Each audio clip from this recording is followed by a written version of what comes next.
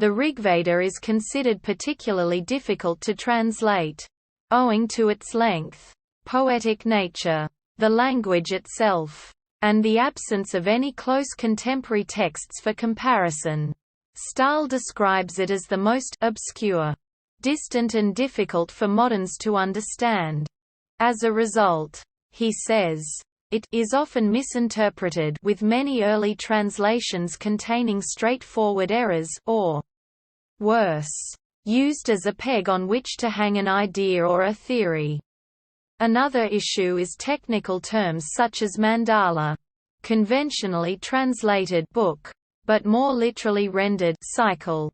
Karen Thompson, author of Ancient Sanskrit Online and editor of the metrically restored text online at the University of Texas at Austin, argues, as linguists in the 19th century had done. Friedrich Max Müller, Rudolf von Roth, William Dwight Whitney, Theodore Ben-Fee, John Muir, Edward Vernon Arnold, that the apparent obscurity derives from the failure to discard a mass of assumptions about ritual meaning inherited from Vedic tradition.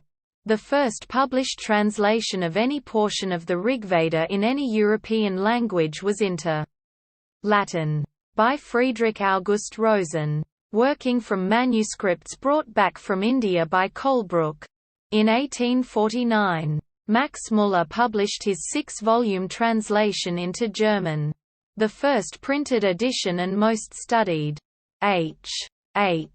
Wilson was the first to make a translation of the Rigveda into English.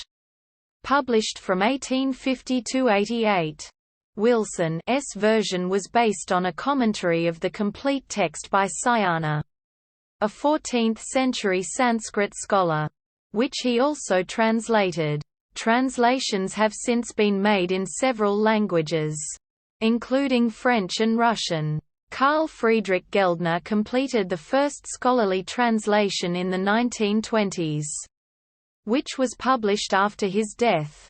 Translations of shorter cherry-picked anthologies have also been published, such as those by Wendy Doniger in 1981 and Walter Maurer in 1986. Although Jameson and Brereton say they tend to create a distorted view of the text.